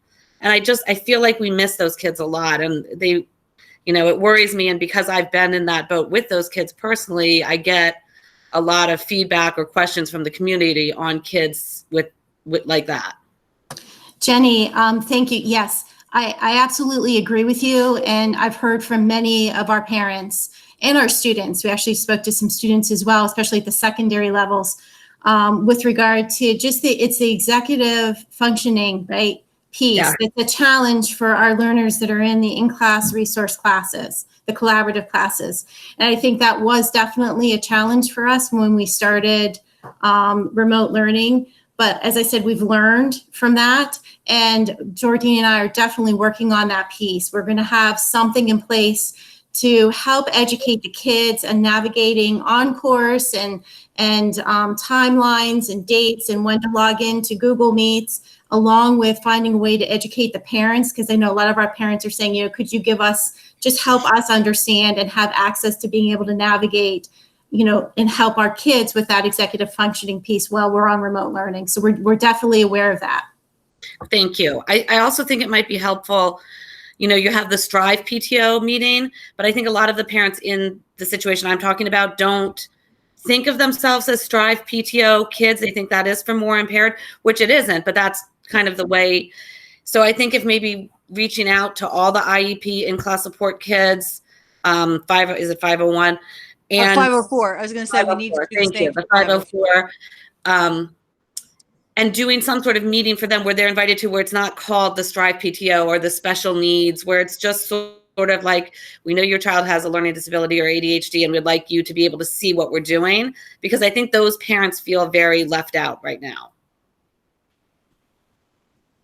Yeah, so what I can do is I can set up some times, Google Meets that'll allow them to feel comfortable reaching out to me. I also have an open door policy.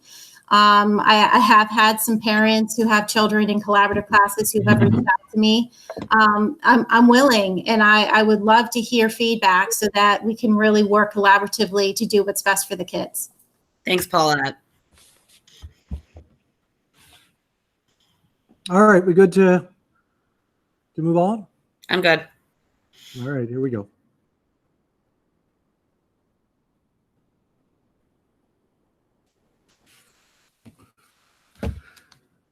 Okay, so remote learning adjustments. I know that this was, I think there was a couple questions of this in the comment section. So live remote instruction will take place in every class every day, mirroring the school schedule. That's really the goal, is that students are working with a staff member. We're doing what we can to build classroom culture for those students. And make sure that when they do transition back, that is a smooth as possible transition.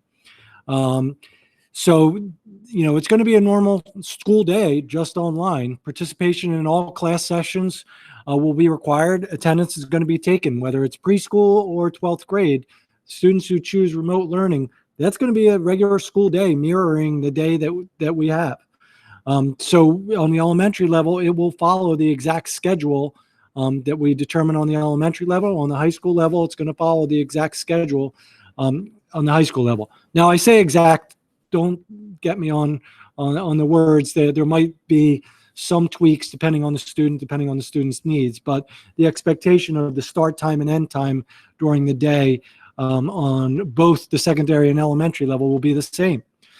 As I said, the goal is to replicate the classroom experience because we know that at some point we will go back.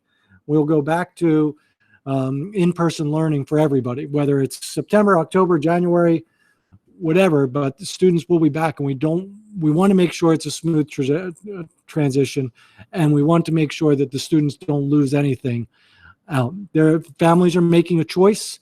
Sometimes it's their choice, sometimes it's not their choice to stay on remote learning, and we want to make sure that is we're doing what we can to support the students for returning back into our school. Again, I can't say this enough. We're working to improve on-course assessment access for parents and standardizing the on-course use by staff, like posting assignments in the same place. If I received one comment about that, I received 100. That was, I think, one of the biggest frustrations for parents. And, the remote learning plan, we put this into place if by need that we are going to have a class or school-wide closure, we're going to transition right into that following the same schedule, but just doing it remotely. So students, again, we're going to mirror that same schedule, even if they're at home. Any questions about that? Another hot topic, athletics. So at this point, we are, there's a lot of things going on. There's a summer recess period that the NJSIA is allowing that was allowed to start today and run through the end of August. This is an optional period, and districts may choose which date to start. Right now, we're looking at doing a 1 month preseason from August 1st to September 1st. If you've read anything, and I know I've shared them with the Board of Education for folks in the community, they're available from the NJSIAA website. There's a lot of work that has to be done for students to participate in athletics in person. And at this point, there is no face-to-face interaction or sharing of materials. So if we did this in August 1st through September 1st, this will allow phase one start of fall athletics in time to reevaluate in August prior to the official start of the season. So this is the official season start that was published by the NJSIAA last week. They're looking at official practice dates of September 14th. The season start, you can see there that they would have a couple of weeks of preseason. The season would start in October. The regular season, again, would be shortened. And then the postseason dates nothing would go past Thanksgiving. This, again, is subject to change. This is the most up-to-date information that we have. There are some folks that are worried or hinting that fall athletics might change dramatically. If you've followed anything, the College of New Jersey and Rider have both canceled their fall sports entirely. And I believe Trenton or College of New Jersey has canceled wrestling and maybe basketball at this point. So, the question I got from somebody is, so how can colleges do it, cannot do it, but high schools can? It's a valid concern and something that we're weighing and looking at very seriously. Obviously being outside and being active is very important for our students, but like with everything, we want to make sure that our students are safe and we're doing everything we can. So we're doing this and applying this very cautiously, which is the reason why we didn't push to start our athletics as early as we possibly could, which would have been today, that we're taking a very cautious and calculated look at this, and we'll reevaluate this. And I'll give a board an update next week, but we don't envision starting any sports prior to August 1st, even if it was kind of a remote thing, August 1st to September 1st, and then reevaluating where we land for September. Tom? Oh, sorry, Tom, quick question. In terms of tryouts, is the vision that you would still do tryouts in August, or would that occur during that September preseason period? So that's a good question, because what you can do in that August session is, you're not doing any scrimmages. You're not doing any face-to-face. So you're really just looking at skills. And this is optional, so not all sports are interested in doing it. And I know in other districts, some of them are not even doing the summer recess. So that's something we're looking at actively. So the expectation is that the September date would really be the full-on tryout date. Are there any, or has any decision been made or thoughts around the use of the school's fields for other community organizations? Right now, we're holding off on that until August 1st, and then we're going to reevaluate that. We know that folks want to be out there. I know that, and I'm not so sure about playgrounds on the larger scale, to get some guidance on that. But we also want to make sure that whoever is using our fields are doing so responsibly, because we don't want any liabilities to come back on ourselves. Right. Tom, are they looking to run the full program, like freshman, JV, and varsity? We would run the full program, but yeah, these dates would be for all programs. I'm more concerned as far as if you're running for freshman and JV and varsity, like busing with social distancing guidelines to get to Wagon. I don't know how logistically you can do all that. And then you have, I don't know, is that included for middle school teams as well? I just feel like there's a lot of, I don't know how you do it with that many teams. That's an excellent point, John, and that's what keeping Bob up at night is, how do you transport these students socially distanced? It really can't happen the way the guidance that we've been given. So we would have to work out some mechanism for parents transporting their students, which we have prohibited in the past because of the importance of students, as a team working together. You can't have locker rooms open. So this is, there's a lot of information being thrown out, but it's that next step guidance, John, is a perfect indicator of some of the stuff that we're missing, particularly from the state of how do you, it's nice to have these start dates. And look, my kids participate in that in fall athletics in my home district, but logistically is just we're wringing our hands of how you do this. Right. Don't get me wrong. I want sports as much as anyone, but I just don't know how. Absolutely. And the middle school part about that is, I know I've had conversations this morning with other superintendents who are just saying, we're not running middle school sports, or you do so and you don't just, you don't go against any other teams. You run all kind of intramurals or just practices, and anybody who's coached or played, practices get old after a while. So it's just a matter of how we do it. If we can do it, really, because this was literally sent out to us, I think last Thursday evening, and it's all being discussed as we right now. But I just wanted to give you the most up-to-date information that we have today. Any other questions about athletics? Lots, but it's a little too early, I think. Yeah. Before care and after care is another one. So the Y has been providing child care throughout the closure, using social distancing and screening procedures. They've been screening students since they're providing really a community service to our essential workers. So they've been doing that. They've been doing that at the Stony Brook School. Tom Quinn and his team have been going in and cleaning that building every time they leave. And Doug's guidelines, Doug Pizolkowski from the Y, has been following the number of state guidelines that they receive. We do envision that the Y will provide before and aftercare in our elementary schools beginning in September, assuming that we're coming back in person. And they will be using our facilities, but they also have their own requirements that they need to do for students. So, for example, if you're on the elementary level, a student could be screened going into the Y and then coming back into school an hour later, because we have our own requirements for every student that will enter our building through this. It will be, multiple steps, but it's also, we're doing our part to just ensure that everybody is safe. Any questions about that? Those of you who've been sticking around, I'm on the last slide. So let me give you some important updates. So we expect the parent transportation waiver to be distributed next week. Parents will be asked to commit for the entire school year. Parents' remote learning form will be distributed the week of July 27th. We're asking parents to commit to remote learning for the entire first marking period just for our own planning through this. But parents will have a set schedule. We will distribute that prior to asking them to sign off on that.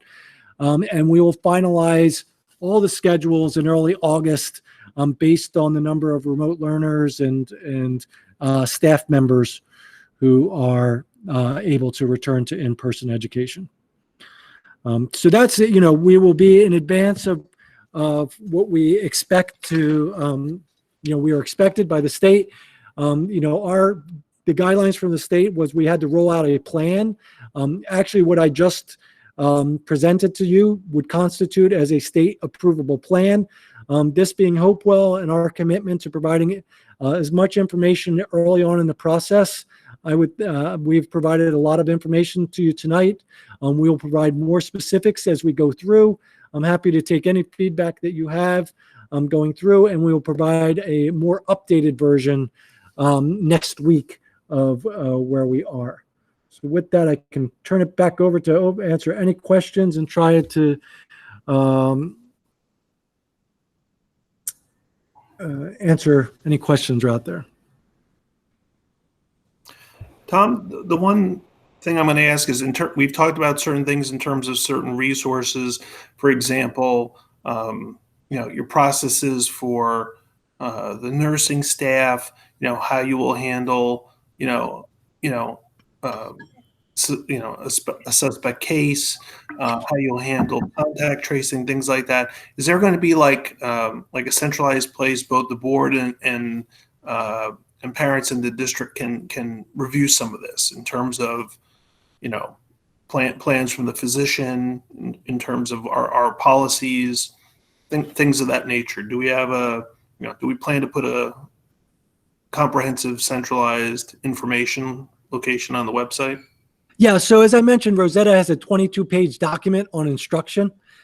So we're putting those together for all of those sub-content areas. What I gave you was just the kind of the hot points, but we're waiting on protocols coming in from the Department of Health, specifically regarding those things and contact tracing and things like that. That'll be part of the plan of how we handle certain things and respond to those. So that'll all be on, similar to our remote learning plan that we posted on the website. This will be on that website also. Okay, thank you. And available.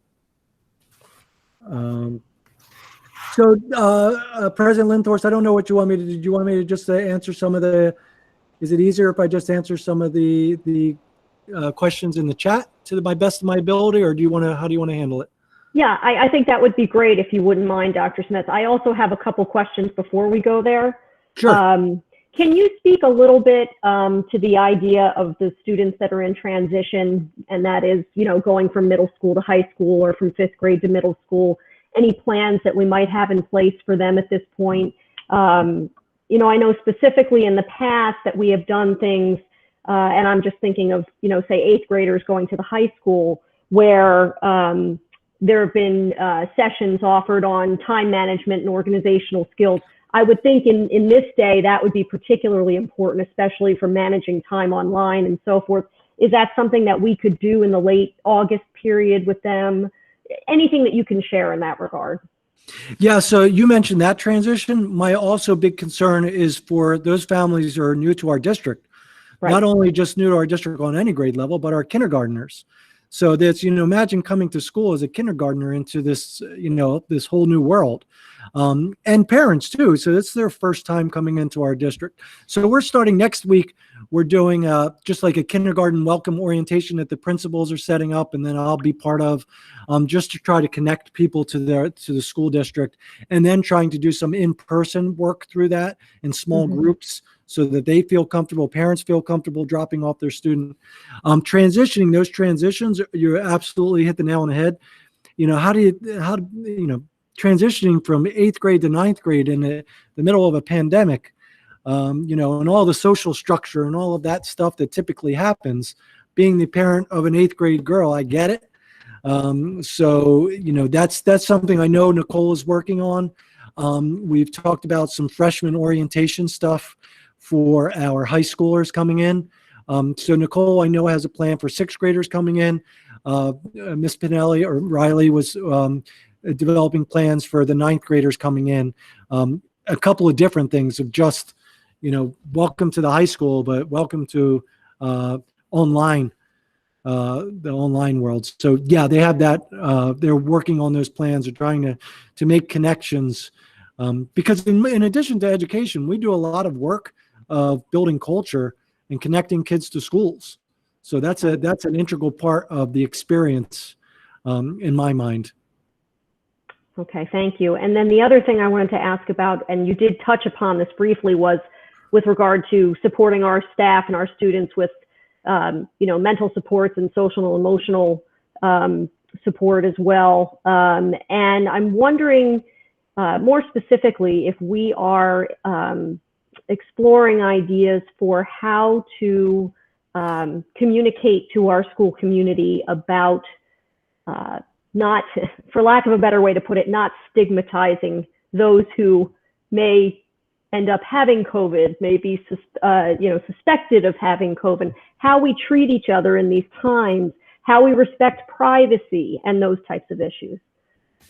Yeah, that's, honestly, that's going to be a challenge, because I've already heard from folks who said, if we have, where's that level? And so we've had conversations, and you've been involved in some levels with that, the Department of Health, who has very strong feelings about protecting privacy regarding somebody testing positive for COVID. But parents have very different views about that. They want to know specifics, and staff members to that fact. So that's going to be, we're really relying on the state and the Department of Health to provide us specific guidelines about our communication in the case of if and when this happens. And that's, contact tracing is one thing, but that next step of, if your child was in that class, what rights do you have in knowing of who, what, where, when was tested positive for this? And that's something, again, that we are really waiting for guidance from the Department of Education and the Department of Health, because that's not a Hopewell issue. That's going to happen to everybody in the state, or quite frankly in America, that we need to have some understanding of, if this person tests positive, who gets communicated to and where it is. Now, we have our feelings, but I know that, and my expectations of what I would like to do, but I know the Department of Health kind of trumps my feelings when it comes into that. So we're going to, those are the specific conversations that we're having. And I know that I was on with the County Department of Health, a Zoom call this morning, and that they have a call tomorrow morning, and we're addressing the number of questions specifically about that. Okay. And so perhaps as part of any SEL days that we may have, we may explore options about, how, especially with our younger students, but really with all of our students, how do you treat each other in this day and age in a way that doesn't make people feel stigmatized? How do we uphold each other as we go through those types of discussions? I think that would be, something that would be very useful. Yeah. And I mean, that's also a community thing, because I know, just based on our experience of last year, that, the local Facebook page blew up about speculations and, thoughts about what we did, what we didn't do, or who the teacher was. Fortunately or unfortunately, a lot of those decisions get taken out of our hands when it's a public health matter. So that's literally the Department of Health or Office of Emergency Management starts calling the shots in those cases with that. So we become, pawns in the big machine also. And I think I've shared previously is, I shared more information than I should have, and I got my hand slapped from that. So that's a very real, I thought it was the right thing to do, but, there's other folks who feel very differently, and that I overstepped my bounds in terms of sharing information. Thank you. I know you have a number of questions in the chat there. All righty, let's see. Survey results will be available. I'll post them on our new website. And just a little plug there. If you haven't checked out our new website, we're still tweaking it, but that will be up and running, and all the information that's fit to print will be there.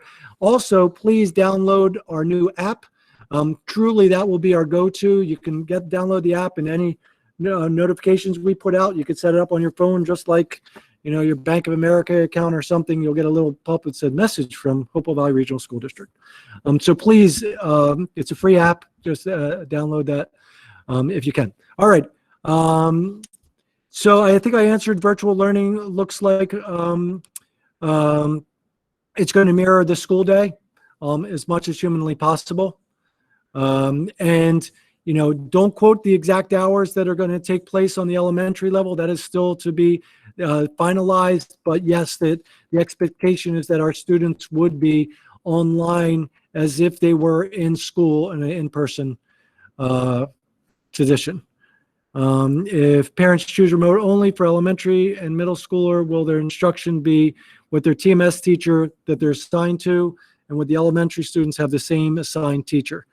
Remotely students. So what's going to happen is, in a perfect world, our goal is to pair up those teachers who are unable to return to school with students who are choosing not to come to school or unable to come to school.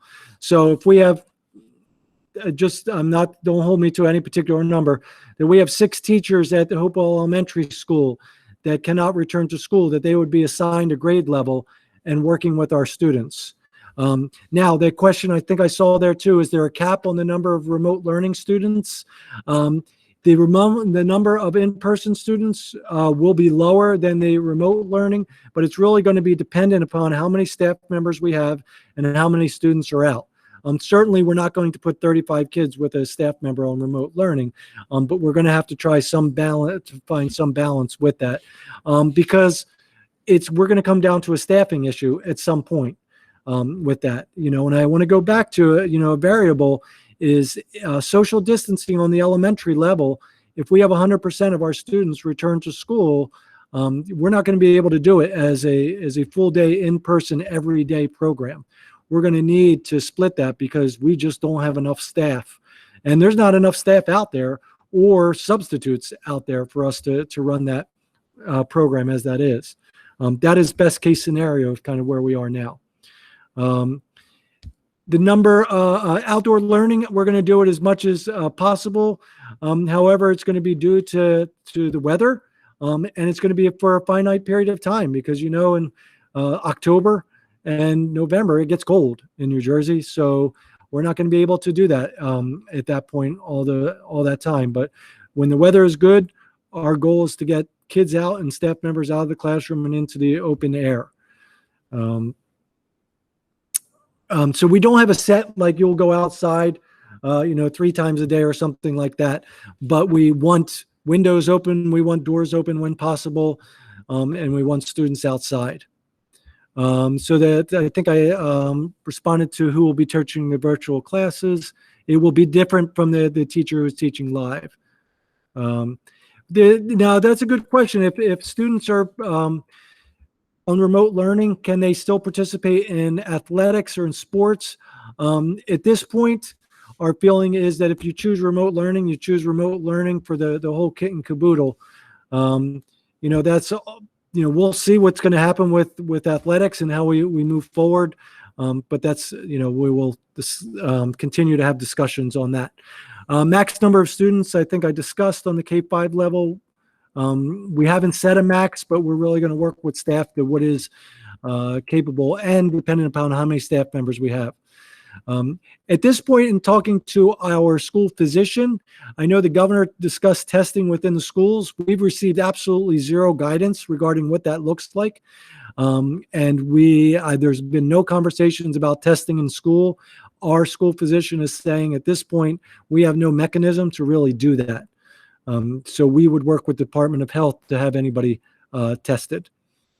The time for kindergarten orientation is a little late if students are expected to watch. We can bump that up to 6 o'clock. I'll talk to the elementary principals. I agree.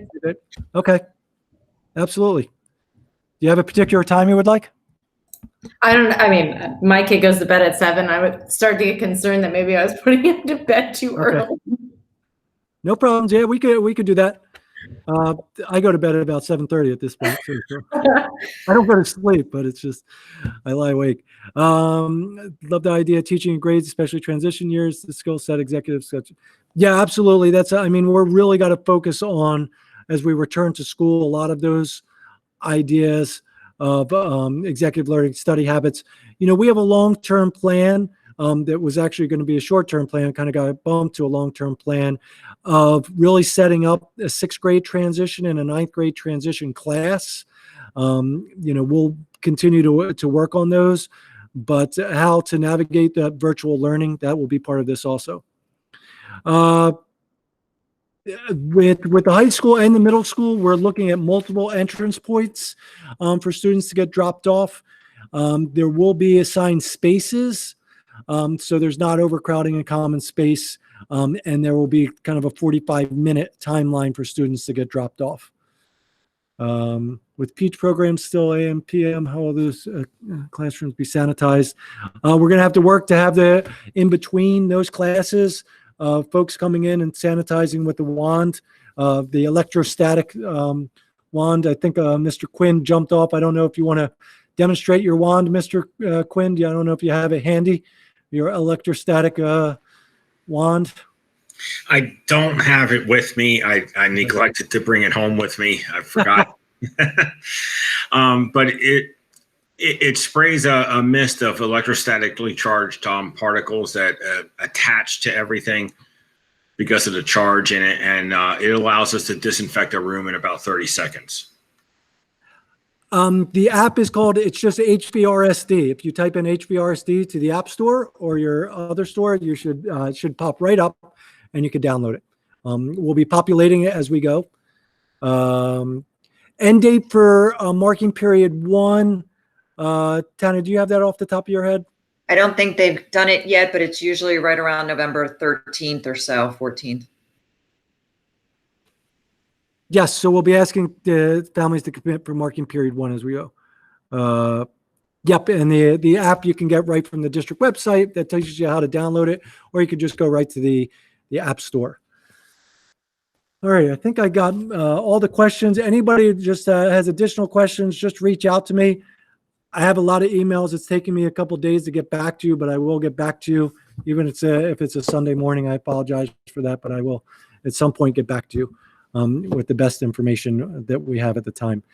That brings me to the end of my long-winded short update to the board. I don't know if you have any other additional questions, but I do think this is as comprehensive as we can get at this point. I am proud to say I think this is probably more comprehensive than you will see at any other place at this point. Again, with our expectation is that we're going to be sharing this information routinely over the next couple of weeks. Officially, after our board meeting on the 20th, we will start to really push this out to the community once we finalize some of the schedules on the elementary level. Adam, that was a good, and Bill just kind of hashing out the elementary and high school so people could see even a better representation of what that looks like in the day so they can make a educated decision of where they want to land. I do have, people are starting to virtually glaze over. I do have a number of slides. I mean, we could post those. Jess, I don't know if you want to jump in. Board member Jess Grillo did a ton of work kind of distilling down our all the survey data into some usable slides. I can post them. Jess, I leave it up to you whether you want me to run through them or we just post them, or we can kind of hit on them for next week. Deb, I don't know if you want to jump in either. I'm at the board's whim, whatever you'd like to do. Board members, did everyone have a chance to review the survey information? Perhaps it's something, if we needed to, we could touch upon next week in more detail, unless Jess, you feel we should go in some other. No, I mean, I don't think that, I think people read it. I think it's pretty straightforward, unless anybody has questions for me, since I was like living in the data for so long that maybe I could help answer. But yeah, I mean, I'm happy to answer any questions that you guys might have. And I mean, I don't think it's anything earth shattering. And to Tom's first point of the evening, it is, we will never make everybody happy. It's really the main takeaway.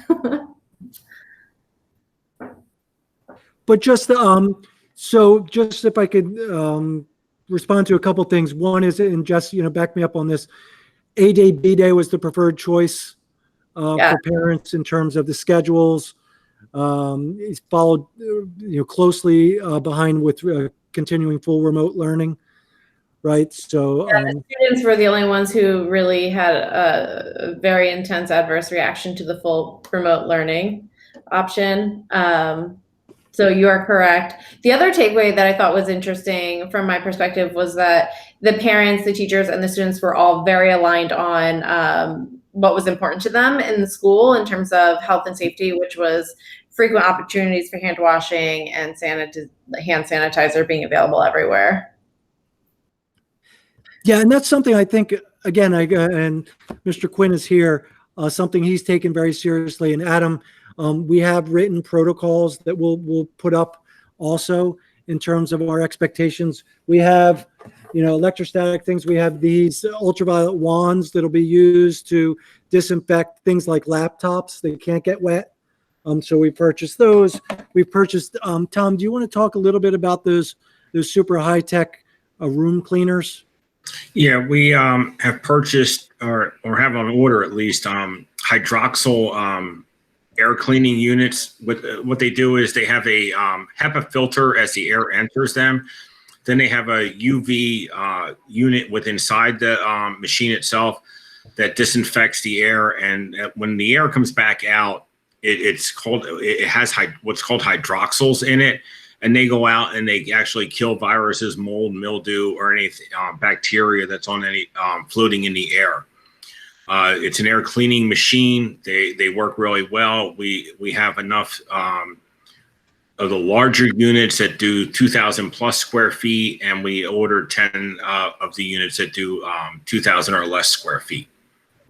Our expectation is that these will be placed in the nurse's office, and then any other room where somebody, say, tests positive, we'll immediately put this in the room to scrub the air through that.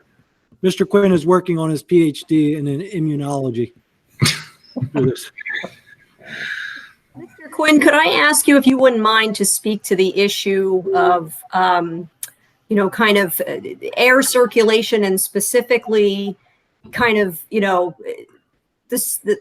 the idea of maybe propping open doors and windows versus security concerns?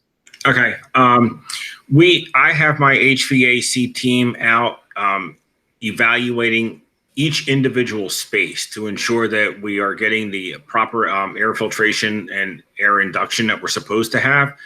Not necessarily because it says it on the computer doesn't always mean it's exactly what it is, but I have them out actually evaluating every space individually and recording that so that I can go back to our control people and say, this unit's not working as it's designed. We're trying to get everything to work with outside airflow as much as possible as designed. Some units cannot bring in, obviously, 100% fresh air, but we are working on bringing as much fresh air as we possibly can. Thank you. And we have many, many different types of units, ranging from old-fashioned unit vents to the most high-tech things that bring in 100% fresh air that's tempered as it comes in. So when you talk about that with regard to, propping open a window where there may be concerns about safety, the windows are designed in a certain way to, prevent children from having accidents and so forth.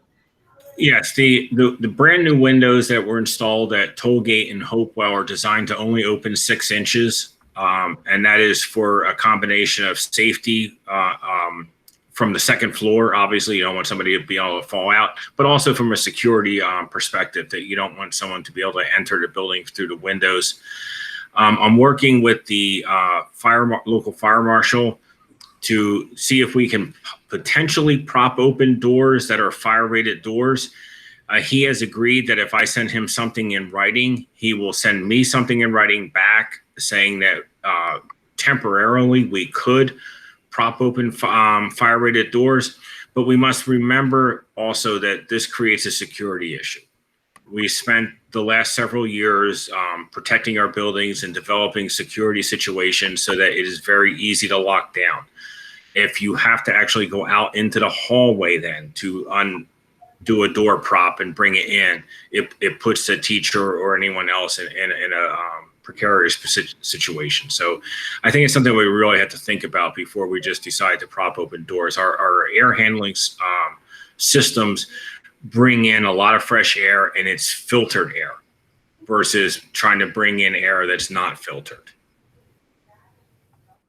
And Deb, to that point, we've spent so many years working on our security, and now, it's going to be a change. And it's not just a Hopewell thing. This is everybody's facing it. We work so hard to lock down our buildings and have single entry points and exit points and things like that. And now, for the safety of our students, we're going to have multiple entry points, and we have to make sure that we're secure in doing that and how we do it. And as Tom said, we really reinforced with our staff that all doors should be closed at all times. And now, for the betterment of our students, we're adjusting that.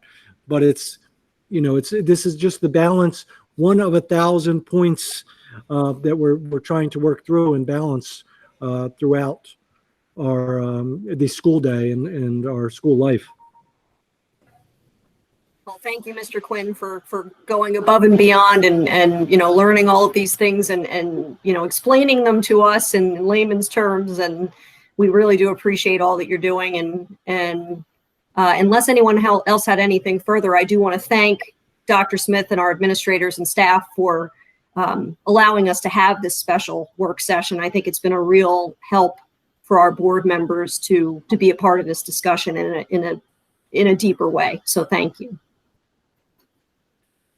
Did anyone else have any other questions? Any other comments? If anybody wants to finalize the schedule or finalize the report, I'm more than happy to turn it over to anybody for the next 2 weeks. And thank you, board members, for making yourselves available tonight as well. I know this wasn't an originally scheduled meeting, so appreciate your being here and participating. Thanks to the members of the public who jumped on.